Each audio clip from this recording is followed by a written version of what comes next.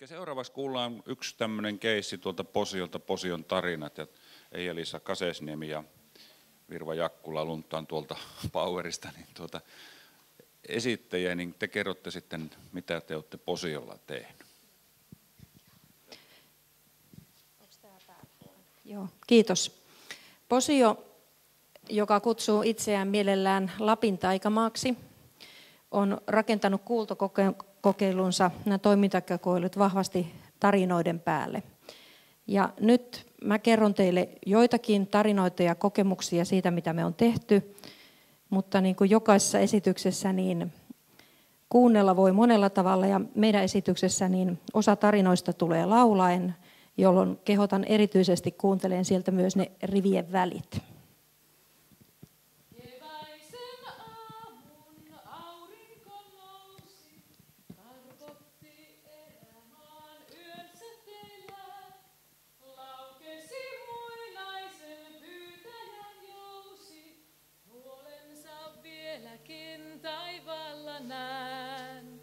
Takamaa on taikamaa, jossa hauki huudahtaa. Sysiraudan ruusuksaa, sydän hulmuaa. Kaikki alkaa aamusta ja niin alkoi Posiollakin. Meidän toimintakokeilussa oli 3 osiota.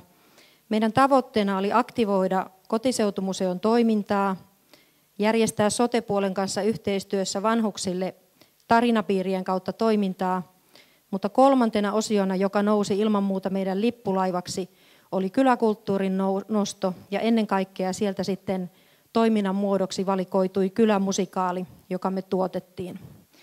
Me lähdettiin liikkeelle melko vaatimattomasti ja ajateltiin, että kunhan nyt saadaan jotakin iskelmäkappaleita sanoitettua uudestaan posiolaisiksi tarinoiksi, mutta lopputuote oli sitten jotakin huomattavasti hurjempaa ja näyttävämpää ja elää edelleen.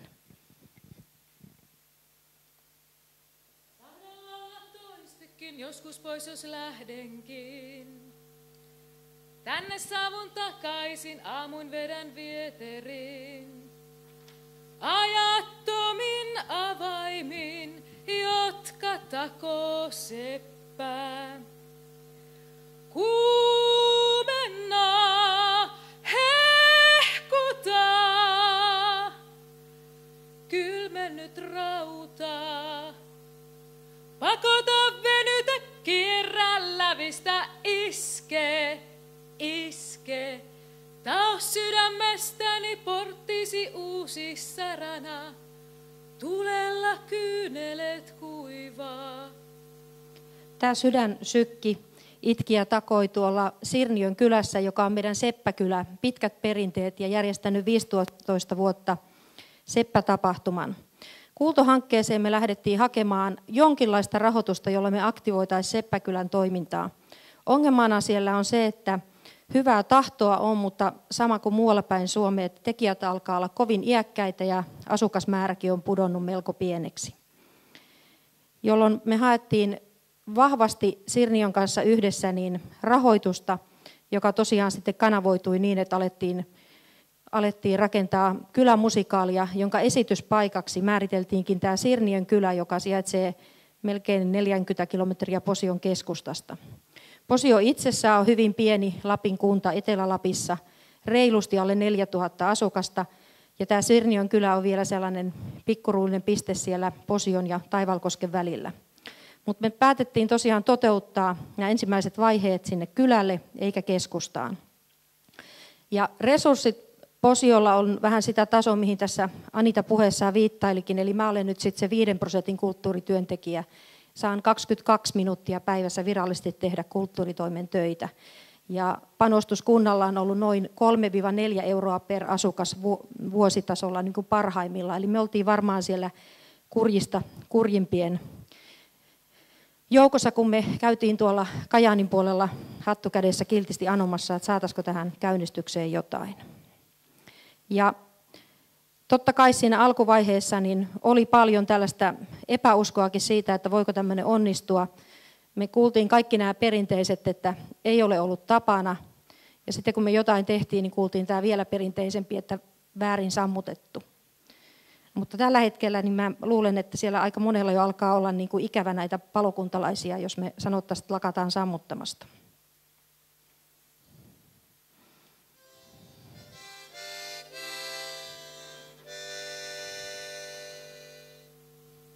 Isä teki vasikan kopperoa, minä imin kannalla peukaloa. Isä löi kirvensä nenän päähän, minä nuolaisin kieleni jäähän. Äiti täytti vaarasta sankoa monta, minulle takertui kenkään sonta. Saaressa veneellä puolukassa päihitin jo äidin poiminnassa. Rannalla luona koivuni suuren, istahdan hetkeksi päälle juuren. Vanha kuori on ruma, tiedän sen, mutta vahva ja turvallinen. Hymyilen te Myllyjoelle matkaa, huuliharppuni voi juttua jatkaa. Eletyt elämät ovat tässä, siltana virtaa ylittämässä.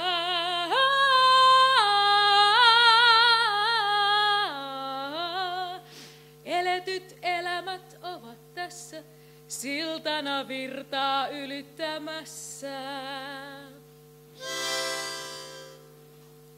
Saatiin aikaiseksi 2-näytöksinen musikaali, joka ensimmäisenä vuonna toteutettiin noin 15, hieman alle 20 hengen voimin. Ja nyttemmin kun se on jäänyt elämään, niin tekijöitä on 2-3-kertainen määrä ja lisää tulee. Musikaalin sisältöön voitte tutustua tuossa väliajalla, niin Miekka Jussin Jälkeläiset käsiohjelmia meillä on mukana. Ja sitten on vielä seuraavan vuoden ohjelmia. Ja laulussa kerrottiin, että siellä istuttiin alkuvaiheessa kannolla peukkusuussa. Ja nyt täytyy sanoa, että välttämättä ei ehkä enää olla ihan siinä taaperoiässä, että on jo sen verran kasvettu, että rohkeutta on tullut. Askeleet horjuu, mutta rohkeutta on tullut lisää. Mutta se, mikä on välillä tuntunut edelleenkin hirveän vahvasti ja me on ollut meillä ongelma ja mihin me on tukea haettu, niin on se, että se peukku tahtoo olla nyt keskellä kämmentä. Samalla kun tämä toiminta on laajennut ja alkanut muistuttaa selkeästi oikeaa kulttuurituotetta, jota viedään ja esitetään muuallakin, on tullut valtava määrä hankalia asioita selvitettäväksi, eli ihan puhtaasti esimerkiksi tekijäoikeudelliset sopimusasiat, tai tällaisen ison ryhmän liikuttelu. Että mehän tarvittaisiin kokonainen bussi, jos me lähdetään naapurikunnan puolelle esiintymään. Taloustaitokunnassa ennen 2 kahvillaa juttelevat viisaita, laskevat euroja, seuraavat kupin poroista Itäkairan latua. Valtiolta parasta saatuna on hanketta, liitospainajaisia, avainprosesseja, taijammat tehdä halavalla ihmisiä infroja. Suurta seikkailu, hei loilai, on posiolla, päättää asia 21-0, olla Ollina tunkiolla. Ja Karina kartanalla. Rahahan se tuli vastaan. Viitattiin kuntapäättäjiin, niin me on kyllä saatu runsaasti. Nimittäin sitä lämmintä kättä, kannustusta, kiitoksia ja kehuja. Mutta se, että me on saatu toimintakokeilu pyöriin, saatu 10 ihmisiä mukaan, saatu näyttäviä kulttuurituotteita, 10 lehtijuttuja, radioon on päästy, me on oltu hirveän paljon esillä, niin signaali, mikä kunnasta päin on tullut, on se, että hienoa, nythän te teette nämä hankerahoilla, tai että tarviiko siihen kulttuurin panostaa, että toihan näyttää olevan niin mukavaa, että teettehän te sen kuitenkin. Joten esimerkiksi nyt, kun on budjettineuvottelut alkanut, niin mä lähdin niihin budjettineuvotteluihin tilanteesta, jossa mulle kerrottiin, että harkitaan koko kulttuuritoimen rahoituksen lakkauttamista ja viemästä 0 euroon, ja harkitaan 1 viran ottamista pois sieltä kirjaston puolelta. Eli tämä oli se palkinto, mitä me on saatu tässä 2 vuoden aikana. Mutta kannustus on kovaa, kehut on kovaa, keikkoja on paljon, me ei pystytä kaikkia ottaa vastaan, yleisöä on paljon. Ja sitten mikä meillä on hyvänä yhteistyötahona on kansalaisopisto. Me on rakennettu monta toimintaa tämän kansalaisopiston mallin varaan, mutta käytännössä sielläkin on sitten tullut seinät vastaan. Eli kansalaisopistoa rajoittaa se, että me tehdään tehdään vähemmän opetuksellista asiaa kuin mihinkä heillä painottuu. Eli käytännössä on sitten ollutkin niin, että vaikka hyvää tahtoa olisi, niin sieltä puolelta ei pystytäkään maksamaan kaikkea niitä, mitä on. Ja sitten kun meillä kerran suurta kaikki on posiolla, niin se suuri on se köyhyyskin. Ja nyt kun hankerahat on käytetty ja jaetaan puhdasta ei-oota, niin näille toimintaryhmäläisille se on ollut hirveän vaikea hahmottaa. Sekä Virvan että mun kirjastotyön osuudesta on mennyt paljon siihen, että me on yritetty tulkata posion kielelle sitä, että mitä se tarkoittaa, että rahat on ihan oikeasti loppu. Että se todella tarkoittaa sitä, että nyt ei matkusteta, nyt ei osteta. Jos me lähdetään keikalle, niin kyllä olette tilanteessa, että joudutte maksamaan matkarahoja siitä, että pääsette esiintyyn. Eli posiolla, kun on tämmöinen pitkien etäisyyksien kunta, mihin äsken viitattiin, niin käytännössä ei ole mitenkään harvinaista, että harjoitusmatka on yhteen suuntaan 75 kilometriä. Mulla oli nyt lauantaina kotiseutumuseolla konsertti, jossa oli vapaaehtoiset esiintyjät, ja he juuri tuli 75 kilometrin päästä omilla varoillaan sinne. Eli tämä on se todellisuus. Ja siksi tuntuu toisaalta välillä se, että itselle ehkä raskainta on tässä mennä sanoon. Vähän kuin olisi pienille lapsille järjestänyt 1 tai 2 hauskat joulujuhlat, niin toki ne 3. joulunakin odottaa, että se pukki taas tulee. Ja nyt kun on siinä tilanteessa, pitäisi sanoa, että kuule, ei se tulekaan. Koro-uoman tuomat, kiviseinän haastamat, koro-uoman tuomat, itseään voittavat. Tulevat kun odotamme, tulevat pohjan perille, palavat kuin joutsenet, selässään lentävä kissa. Nämä oli mun omia värssyjä, eli mä oon sanottanut näistä musikaalista, varsinkin tästä kakkososiosta jo aika paljon. Mutta se, miksi mä oon pystynyt näitä sanottaa, niin perustuu siihen, että meillä on ollut vahva ammattilaistuki siellä taustalla. Kuvassa on Merja Pennanen ja Jaap Klevering, jotka oli meidän yhteisötaiteilijoita, tuli toteuttaa meidän kanssa tämän. Ja allekirjoitan täydellisesti tämän, että ilman näiden ammattilaisten apua tämä posion ihme ei olisi toteutunut. Nämä ammattilaiset toi siihen sen, että ei käytetty aikaa turhaa, vaan mentiin suoraan asiaan. Ja posiolla se tarkoitti loppujen lopuksi niin uskomatonta, että 3 viikossa toteutettiin tämä musikaalin ensimmäinen versio alusta loppuun. Tekstit ja sävellykset oli toki valmiina silloin, eli tekstit oli tehnyt meillä ammattikirjoittaja yhdessä meidän työryhmän kanssa, ja Virva, joka tässä teille laulaa, niin sävelsi ne. Mutta 3 viikossa tehtiin niin, että 2-näytöksinen. Ja sitten se, mikä vielä oli vielä erikoisinta, että kun me todella tarvittiin niitä esiintyjä, ja meille alussa tuli paljon vastaan tämä, että ollaanko me kilpailemassa jo olemassa olevien kuorojen ja jo olemassa olevan teatteriryhmän kanssa. Me jouduttiin tilanteeseen, että meidän piti aidosti houkutella ne ihmiset tuolta kadulta ja kyliltä mukaan. Joten meille oli tämmöisiä tyypillisiä tarinoita, joita nyt kirjoitellaan sitten ylös historiaa, kun käydään läpi. Että ihmiset tuli tuomaan omaa lastansa meidän ryhmäharjoituksiin. Jäi sinne katsoo ja 3 tai 4 kerran jälkeen he oli itse siellä lavalla. Eli suuri osa näistä musikaalissa mukana olevista ei ollut esiintynyt koskaan ennen. He toki saattoi osata laulaa tai osata tanssia, mutta muuten niin se oli heille täysin uutta. Ja nyt sitten mikä on tässä vaiheessa, kun nämä ohjaajat ovat jättäneet meidät, niin alkuvaihe oli valtava kasvun aika.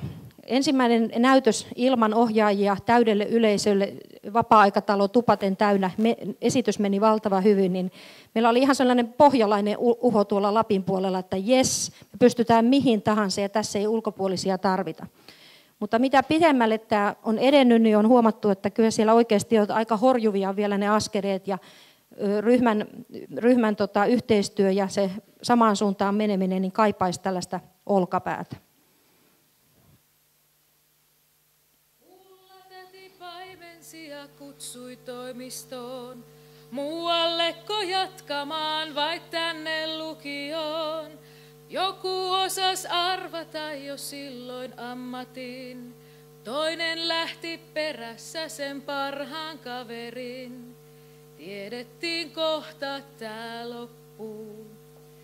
Lasikaapin susi, minne pakenit, missä sun silmäsi hohtaa.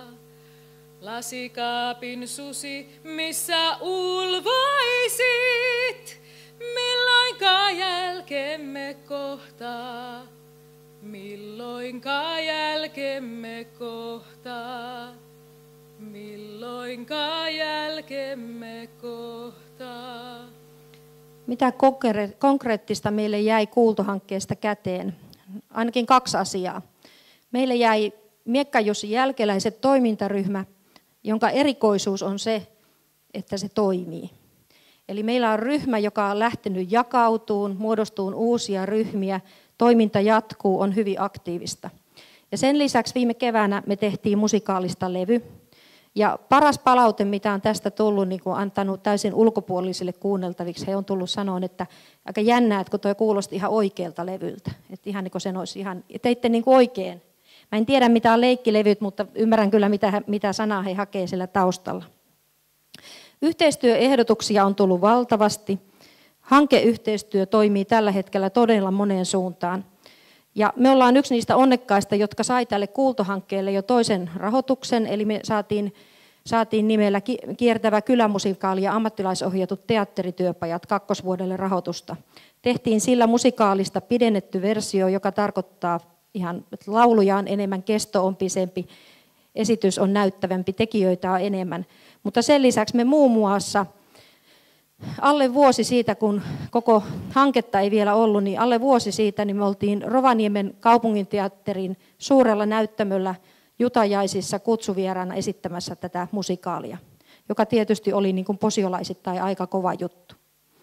Ja hienosti meni isolla näyttelyllä. Ja sitten se, mikä tässä on ehkä ollut tärkeintä, niin on se julkinen keskustelu. Eli vaikka nyt on niin, että on toistaiseksi saatu lähinnä vaan sitä lämmintä kättä, niin kyllä mun täytyy meidän päättäjien kunniaksi sanoa se, että kyllähän he toki on myös sanoneet, että jollain tämä täytyy saada turvattua tämä jatko. Minä rakastan ihania ihmisiä, kaupunkin hinkuvia teinejä, kotimultiin palavia vanhoja. Pernulaisia kaatolupien ostelijoita. Minä rakastan pilvien varjoja, oravaa takkini hihassa, hämärässä mylviviä hirmuja, valkea kansaa helmikuussa vaaran huipulla. Takamaa on taikamaa, jossa hauki huudahtaa, sysiraudan ruusuksaa, sydän, sydän, sydän. No, se missä me on hulmuteltu, me on käytetty nyt ensinnäkin tämän jatkon suunnittelussa 2 näistä perinteistä keinoista, jotka otetaan tuolta laskenkasvatuksen puolelta, eli että me on houkuteltu ja maaniteltu sekä ihmisiä että rahoittajia, ja sitten toi ehkä enempi realismia edustaa toi Virvan kuva tuolla, että hampaat irvessä alettu huomattavasti ärhäkkäämmin nyt puolustaa sitä omaa rooliamme. Ja se, miten Facebook liittyy tähän, että me on hyödynnetty erittäin vahvasti Facebookia. Ja näin harvaan asutulla alueella niin se on ollut juuri se kanava, joka on pitänyt tämän toimintaryhmän kasassa. Ja minusta on hienoa, että nämä vanhimmatkin ihmiset, jotka on nyt tullut mukaan, niin he on hankkineet Facebook-tunnukset päästäkseen sinne ryhmään. Eli kaikki toiminnan suunnittelu, keskustelu, koordinointi tapahtuu siellä, että pääosa ryhmästä on nyt hyvin aktiivisia sillä puolella. Mutta sitten tässä kuitenkin täytyy myöntää, että me on käytetty kuulto, me on käytetty jo jatkohankkeen rahat. Mitä nyt tehdään? Miten tästä edetään? Lähdit tunturinta karhun kohtaamaan, lähdit Ruotsiin Volvoja rakentamaan. Lähdit etelän IT-satamaan, sanoit älä jää odottamaan. Tämä on ollut ehkä se ainoa oikea vastaus, että ainakaan me ei voida lyödä ihan täydellisesti hanskoja tiskiin, vaikka vähintään 3-4 kertaa päivässä tekee mieli sanoa niin, että tämä oli tässä. Me on lähdetty sinne tunturintaan, eli yritetty alkaa luoda verkostoja niin, että naapurikuntien kanssa tehtäisiin enemmän yhteistyötä. Me oltiin esimerkiksi Taivalkoskella esiintymässä päätalopäivillä. Etelän IT-satamasta toivottavasti löytyy jonkinlaisia vinkkejä ja kannustusta siihen jatkoon. Ja se, mikä ehkä konkreettisinta on se, että tietysti nämä esiintymiset tuo ihan aitoja lipputuloja, joiden varaa voidaan sitten rakentaa sitä jatkoa. Sitten me on luotu vahvaa hankeyhteistyötä useisiin muihin hankkeisiin, joista nyt esimerkiksi yhteyshanke tulee olemaan jatkossa tosi vahva toimintakumppani. Ja kansalaisopiston alla jatkuu edelleen niin, että osa meidän toiminnasta pyöritetään kansalaisopiston piireinä. Joten loppuyhteenvetona me otetaan tällainen kuntaliitoskommentti tähän loppuun. Eli tämähän on hauskaa, että tämä on selvästi tämä musikaali sitonut ihmisiä Posioon entistä tiiviimmin. Sieltä ei ole tarvinnut hakemalla hakea, vaan tulee hirveän aidosti ne kommentit, että tämä on meidän juttu ja meidän omaa kieltä ja mitä me halutaan olla. No me ollaan lappilaisia, ollaanko me koillismaalaisia samaan aikaan, voidaanko me olla kahteen suuntaan kumarrella. Ja tämä on niin kuin jatkossakin meille hirveän tärkeä, koska me ollaan siinä Kuusamon ja Rovaniemen välillä ja valtiovalta aina parin kuukauden välein muistuttaa, että pitäisi sinne Kuusamon suuntaan kumartaa ja posiolaiset kolkuttelee sitten ehkä jopa enemmän tuonne Rovaniemen suuntaan. Mutta tähän loppuu nyt viimeisenä sitten Miekka-Jussin jälkeläisten kannanotto posiolaisuuteen. Liippatehtaalle en lähde töihin, en muuta kaupungin kultaöihin. Rukat rotot vain paetkaa, Lapissa on mun kotimaa. Tontuksi en pyri Lotvoselle, on napapiirillä liian helle. Rimppakintut vain riutukaa, mua taikamaassa tarvitaan. Kodan tulilla mä leikkaan eväät, säädän itse syksyt ja kevät. Ihmistä ei saa varastaa, Lapissa on mun kotimaa. Hei!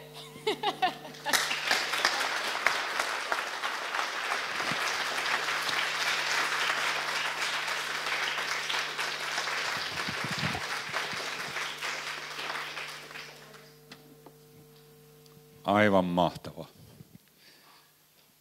Tuli toinen tämmöinen upea keissi siitä, miten paikallisidentiteetti on tärkeä ja miten sitä voidaan kasvattaa kulttuurin ja kehittämisen avulla. Ja